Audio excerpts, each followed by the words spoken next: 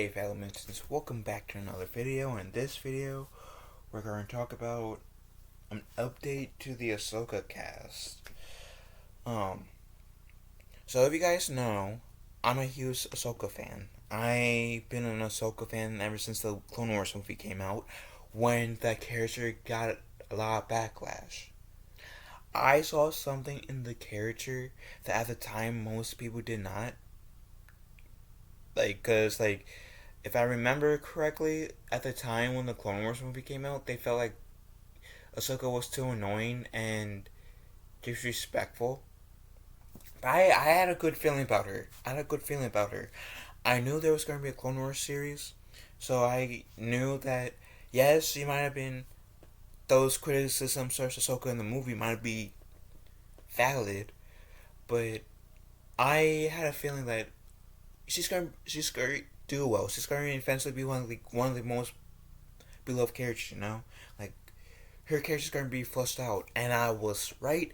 Not only in the 7 seasons of Clone Wars, but in Rebels when she was in there, and now she is in live action Book of Boba, Mandalorian, soon to have her own show. And as I have to say, I know I say this a lot, but I have to say, even though I am a huge fan of Ahsoka and so love Rosario Dawson's portrayal as Ahsoka, still think that she should have died in the duel with Vader. Generally thought that would have been debatably one of the best ways to take Ahsoka out. And this is coming from a guy who loves the character of Ahsoka. That being said, like I said, I do love Rosario Dawson's portrayal of Ahsoka. I think she does the character and Ashley Eckstein justice with her portrayal. Ashley Eckstein has done the voice of Ahsoka in the Clone Wars and Rebels, and in the Force of Change, or whatever it was, like the mini series had the swords focus around the females for female power. Anywho, let's read. After Rosario Dawson's epic live-action debut as Ahsoka Tano in The Mandalorian Season 2, the fan-favorite character is getting ready to have her own spin-off show, Ahsoka. The upcoming Star Wars title is expected to be released to reach Disney Plus in 2023, as we anticipate her taking center stage. Here's what we know about the series cast. Ahsoka was just expected to follow the first sensitive Jedi after meeting Din Djarin and Grogu has begun production, with specific plot details for the Star Wars series are being kept under wraps. Here are the actors who've been announced or been reported to appear from reputable resources. Rosario Dawson being the star of the show. As the forefront of Ahsoka in Rosario Dawson as the aforementioned character. The actress was initially cast as Ahsoka Tano for Mandalorian years after fans tweeted of the actress in 2017 to play the animated character in live action, and she responded with, "Yes, please." After years of campaigning for fans of Dawson, the actress, who also known for her roles in Rent, Daredevil, the Netflix Daredevil, and Sin City, scored the role, and her Ahsoka looks to have bright future in the Star Wars universe. The character has since reprised her role for the Book of Boba, and with this TV show serving as the third Star Wars series she's been a part of. Ahsoka Tano, originally voiced by Ashley Eckstein, was introduced in the anime series, The Clone Wars. Oh, technically in the movie, then series, as the Padawan of Anakin Skywalker, and she became a key element to the seventh season series. The character returned to the animated series Rebels, which took place 14 years after the Clone Wars. We're curious to see how her series will further develop Ahsoka, though it's been already hinted though through her appearance in The Mandalorian this latest story will involve her search for Grand Admiral Thrawn, Hayden Christensen, which outside of Ahsoka, yes. Um, I gotta say, Hayden Christensen as Anakin, yes. I enjoyed seeing Hayden Christensen as Anakin in Kenobi immediately. They could have done a better job of de-aging him in the flashbacks. And I have to say, even though the second fight with, like, of him and Kenobi does break canon, however, I did enjoy seeing, like, them, with the part where Kenobi breaks off Vader's mask, us getting Hayden Christensen. I thought that little moment between Obi-Wan and Vader was pretty cool. Granted that they missed a big opportunity for, like, the line that Vader said to Luke in Return of the Jedi with, Obi-Wan once thought as you do, when Luke tried to bring the Anakin out of Vader. They missed that opportunity. And that's the only reason why I could see them justifying the rematch of the century, is to bring that bring that line Vader said that I just mentioned, have more weight to that line, which they didn't. He was opportunity missed. Anywho, Ahsoka Tano will presumably be reunited with her Jedi teacher Anakin Skywalker, since been announced that Hayden Christensen will return to the Star Wars franchise for Ahsoka. In October 2021, the casting was revealed that Rosario confirmed it on her socials before Disney asked her to take down the news. Christensen previously returned to Star Wars for the first time since making the prequels trilogy for Disney Plus Obi-Wan Kenobi, leaving where he left off with Anakin's turning to the dark side and becoming Darth Vader.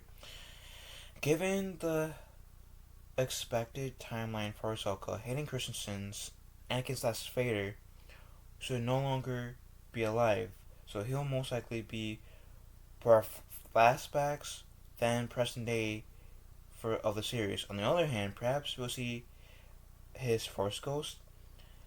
The last time Ahsoka crossed paths with Anakin was in his Darth Vader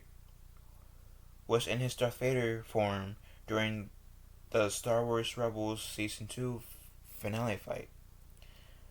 Now, I would love to see a Force Ghost Anakin. I think that would be cool. I recently recorded a video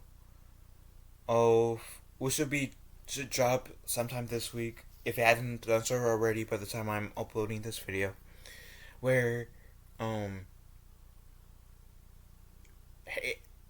if Force Ghost Anakin was in the sequels, that could have potentially made the sequels more enticing to watch. If that makes sense, because we're getting the Force Ghost of the Chosen One in the sequels. Sadly, the sequels didn't.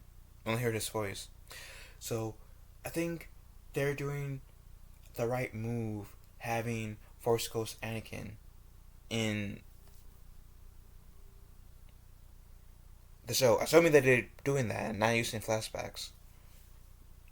Anywho, Natasha Liu Porzizo, I'm sorry if I mispronounced that name, Australian actress who was recently part of the Netflix Day Shift cast, along with starring as Helena Wu in the streamer's abruptly cancelled series The Society, has been officially cast as live-action Sabine Wren. Sabine debuted in the animation in Star Wars Rebels, and was a main character throughout all 4 seasons, and voiced by Tia Sikar. Sabine is a Mandalorian artist who becomes a warrior leader of the rebellion against the Galactic Empire as the series progresses. Last time Star Wars fans saw the character was when she and Askoha. Who is Askoha? They type on Ahsoka. When she and Ahsoka set off to find their missing friend Ezra Bridger, who disappeared in the final Star Wars Rebels episode with Grand Admiral Thrawn as an unwilling companion. When we pick up with these characters in Ahsoka, fans expect that it will continue the storyline and give them closure following where Rebels left off. Interesting. Mary Elizabeth Winstead, also joining the Ahsoka cast, is Mary Elizabeth Winstead in an undisclosed role. The series will mark the actress' first time in the Star Wars universe, following her roles in various action franchises, from DC's Birds of Prey to Live Free Die Hard back in 2007. The actress recently played an iconic character as the Huntress alongside Margot Robbie's Harley Quinn, but she's also well known for playing Romana Flowers in 2010 Scout Program vs. the World, starring in the 2016 Cloverfield spin-off 10 Cloverfield Lane, and being part of the Fargo Season 3. In a cute connection, Mary Elizabeth Winstead is the real-life partner of Ian McGregor, who famously played Obi-Wan Kenobi in the Star Wars franchise, in the Star Wars universe. The couple worked together on Fargo before their romance reportedly began in 2017, and they later collaborated on Birds of Prey. Ian McGregor, for those of you who haven't seen it, played Black Mask in Birds of Prey. They welcome a son together in the summer of 2021. And now Ray Stevenson has also joined Ahsoka, but it's not his first time in the Star Wars universe. He previously voiced Gar Saxon in Star Wars Rebels and the Clone Wars, and Saxon died during Rebels, so it's not expected that Stevenson will bring his animated character to live action in this case. Instead, he's probably going to play an undisclosed villainous admiral in the Disney Plus series. Stevenson is known for his role as Titus Pullo in HBO series Rome. Throughout its run from 2005 to 2007, the actor who portrayed the Marvel character Frank Castle in 2008's Punisher Warzone, as well as False Edge in the 3 Thor movies. And last but not least, Ivan Skakno, who is playing a brand new Star Wars character. I'm just gonna read it. Also among the confirmed cast is Ivan Skakno, who is probably playing a brand new Star Wars role made for the upcoming series. Skakno is a Ukrainian-American actress who has previously been seen in 2008's Pacific Rim Uprising and Spy Who Dumped Me, along with appearing in a couple episodes of Hulu's High Fidelity starring Zoe Kravitz. Well, that's all we have for the confirmed cast of Ahsoka. There's plenty more characters to additionally expect in the TV show. During 2022 Star Wars Celebration, we'll see the live-action Harrison Dula, who is the captain of the Ghost Crew in Rebels, will be in the series, but only the back of her head was shown. Okay. Additionally, the beloved droid from Rebels, Chopper, has also been confirmed to be in Ahsoka via the same event. And the last time we saw Chopper was in Rogue One. I believe it was that scene when that one guy was coming to Mon Mothma, saying that Rogue One was taking that assault to Scarif, and as he was running, you have to really look, otherwise you miss him. We see Chopper just in his droid self walking by, or rolling by, whatever term you want to use. awesome Easter egg if you watch Rebels. And Hera Syndulla was also um, was referenced by name at Yavin 4. I forgot at which port, but I didn't realize that until like when I saw Rogue One again in theaters, when Rogue One was re-released in theaters in IMAX a few weeks ago. Anywho, it's also possible that it's also possible people from The Mandalorian and other famed characters within this franchise could surprise fans as well.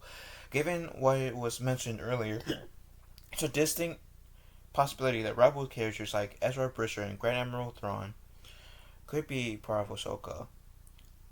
I sure hope so, because I don't want Ahsoka to like only be finding Thrawn and Ezra. I want her to find them, sure, but also have us have like other adventures with her if we're gonna keep her around. Just saying, because this whole search for Ezra and Thrawn could get boring at a certain point. That's all I'm gonna say.